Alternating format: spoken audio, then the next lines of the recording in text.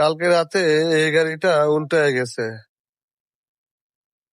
এই গাড়িটা একটা কনক্রিটের গাড়ি, যেটা ঢালাই করে বাড়িতে, মানে বাসা বাড়িতে বাড়ি বানানোর জন্য যে কনক্রিটটা প্রয়োজন হয় এই গাড়ি ডেলিভারি দেয়। এখন এই গাড়িটা কালকে রাত থেকে উল্টে রয়েছে। এটা একটা স্ল্যাবের উপরে উঠছিল। এটা একটা মূলত ড্রেনের স্ল্যাব, ওরা বুঝতে পারে নাই। ওই ড্রেনের স্ল্যাবের উপর চাক্কা উঠাই দিছে, গাড়িটা আস্তে করে উল্টায় চলে গেছে। এখন এটার ভিতরে অনেক কংক্রিট আছে, যেটা শুকায় গেছে এতক্ষণে। হ্যাঁ, ড্রাইভার কেউ নাই। আজকে প্রায় 14 ঘন্টা ধরে এভাবেই পড়ে আছে এই গাড়িটা।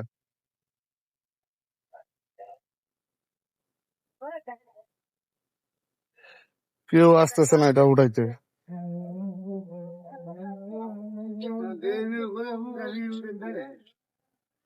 পুরো রাস্তাটা আটকায় রয়েছে। এটা কখন ভাই, এটা কখন উল্টে গেছিল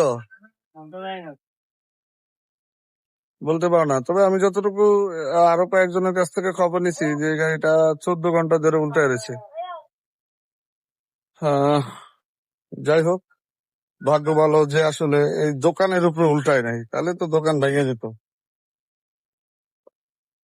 দোকান ভেঙে যেত, দোকান এই প্রেশার নিতে পারতো না।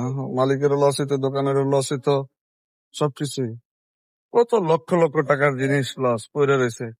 এখন এই গাড়িটা উঠাইতে হলে ট্রেন ছাড়া কোনোভাবেই সম্ভব না।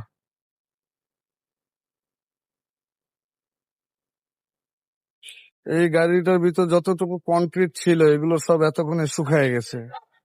এখন গাড়ির ওজন হয়ে গেছে 10 গুণ বেশি, তারও বেশি মনে হচ্ছে। এখন এটা আসলে ট্রেন ছাড়া কোনোভাবেই পসিবল না এটা সোজা করা। তবে এটার যেটা চাক্কা টাক্কা যেগুলো আছে এগুলো সব ভেঙে গেছে, যেটা বোঝা যাচ্ছে।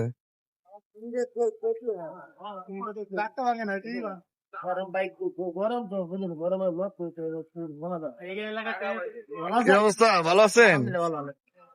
এই গাড়িটার ভিডিও করতেছি ভাই। যে 14 ঘন্টা ধরে বলে এই গাড়িটা পড়ে আছে এখানে। রাত 1টা বাজে এটা উল্টে গেছে। এখন নিতে আসে না, এটা তো মানে সহজে তো উঠাইতে পারবেন না। এটা ক্রেন লাগবে, বড় ক্রেন লাগবে। মাল বোঝাই করা, হ্যাঁ, মশলা আছে এটার ভিতরে সিমেন্টের।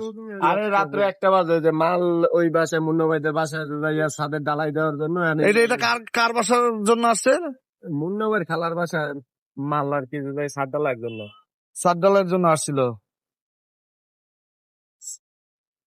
ওই যে কেবল গ্যাডিনের মেশিন এর গ্যাডিন দিয়ে দিছে, এটা প্লেস করাটা হচ্ছে এই সময় আর কি পিছলে খাই আর কি স্ল্যাবে পড়ছে।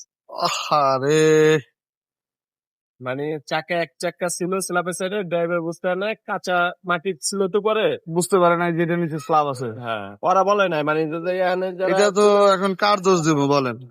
দোষ কপাল খারাপ। কপাল খারাপ, রাইট। বাড়িটা কোনটা, কোন বাড়ি কাজ করতে আসছিল? আরে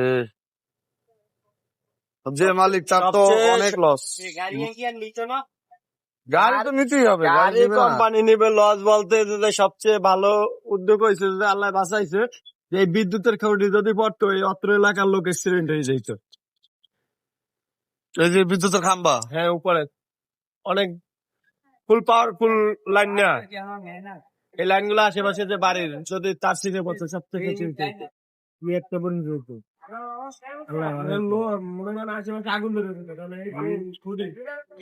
ড্রাইভার তো সাথে সাথে মারা যেত। ড্রাইভার তো গাড়ি এখানে যারা থাকতো সব মানে যারা হাতে যারা পাইপের সাথে যারা জয়েন্ট ছিল এই ছাদে উঠতে নাই পাইপ, তারপরে পাইপের সাথে যদি পড়তো কোনো ভাবে যে দিয়ে আশেপাশে থাকতে সব কি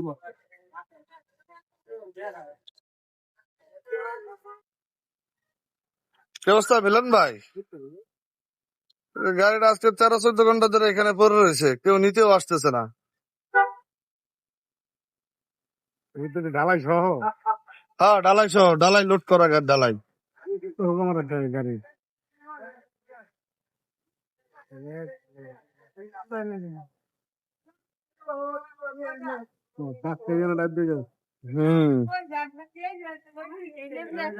ড্রেনের স্ল্যাবটা ভাঙে গেছে, ভাঙে যাওয়ার কারণে একদম স্ল্যাব ভাঙে ঢুকে গেছে, স্ল্যাব ভাঙে চাক্কা লোড দিতে পারছে, লোড দিতে পারেনি তো চাক্কা, আর এটা কতটুকু লোড দিব?